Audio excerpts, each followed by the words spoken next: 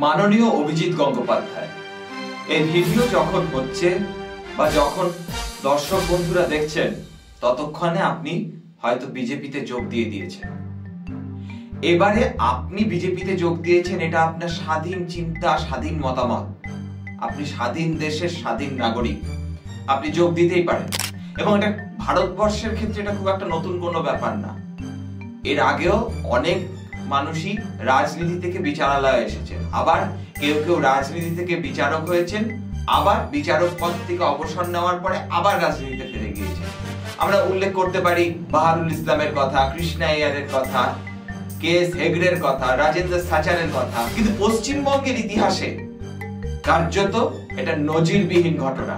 তবে এই মুহূর্তে দাঁড়িয়ে যে প্রশ্নগুলো দানা বাঁধতে শুরু করেছে, সেই প্রশ্নের মুখোমুখি কিন্তু আপনাকে দাঁড়াতে হবে। আচ্ছা, আপনার কি কোথাও মনে হয় না আপনি ভারতবর্ষের বিচার ব্যবস্থার একটি অপূরণীয় ক্ষতি করে দিলেন? কেন বলছি জানেন তো? এরপর থেকে কোনো বিচারপতি নিরপেক্ষ বিচার বা ন্যায় বিচার দিলে পরে, যেটা শাসকের পছন্দ অনেক ক্ষেত্রে নাও হতে পারে, তেমন ক্ষেত্রে শাসক তো বলবে, আরে দাঁড়ান, দেখুন না ইনিও আরেক দলে যাবেন। এটা কত বড় অপমান! একই সঙ্গে চাকরি প্রার্থীদের যে আন্দোলন এবং তাদের প্রতি আপনার যে করা ন্যায় বিচার, যেটাকে আপনি ন্যায় বিচার বলেই দাবি করে থাকছেন, আমরাও কিছু ক্ষেত্রে সেটা মনে করি, কিন্তু কোথাও গিয়ে তো সেটা নিয়েও প্রশ্ন তোলার সুযোগ করে দিলেন আপনি।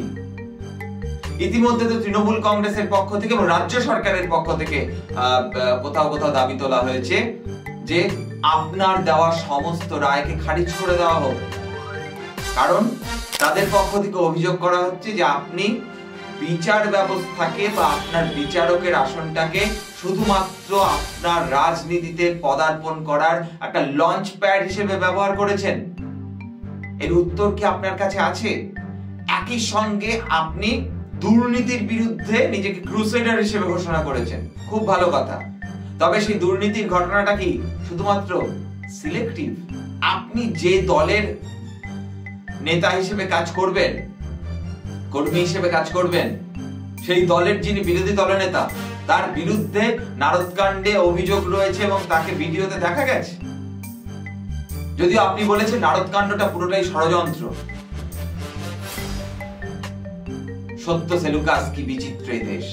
এবং ভারতবর্ষের রাজনীতিতে কোন দলই অপাপবিদ্ধ নয়, সব দলের বিরুদ্ধেই কম বেশি বিভিন্ন অভিযোগ রয়েছে এবং তার কিছু কিছু ক্ষেত্রে সত্যতাও রয়েছে।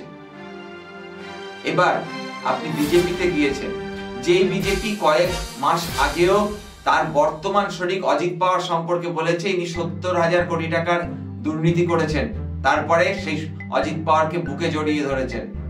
তার দায় কিন্তু আপনাকেও নিতে হবে।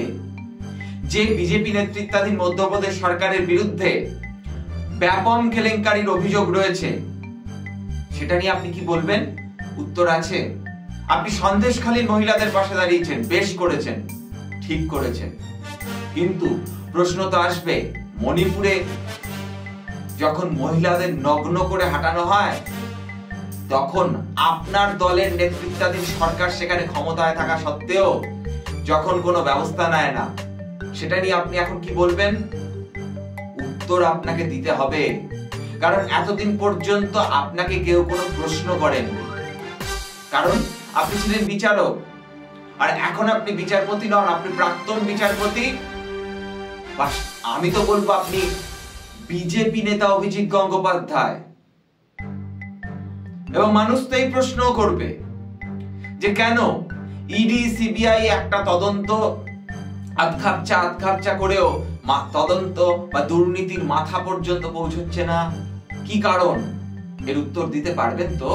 দেখুন, একটা কথা আছে, আপনি বলেছিলেন, আপনি আদালতে বলেছিলেন মাননীয় অভিজিৎ গঙ্গোপাধ্যায় মহাশয়, যে দশচক্রে ভগবান ও ভূত হয়।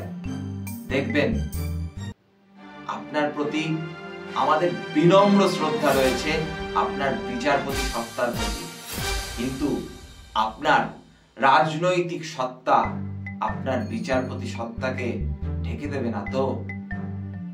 দশচক্রে ভগবান ভূতে পর্যবেসিত হবে না তো? উত্তরগুলো কিন্তু মানুষ চাইবে। এবং আপনি যখনই রাজনৈতিক দলের অংশ হয়ে গেলেন, এবার কিন্তু অনেক সমালোচনা শোনার অভ্যাস আপনাকে তৈরি করতে হবে।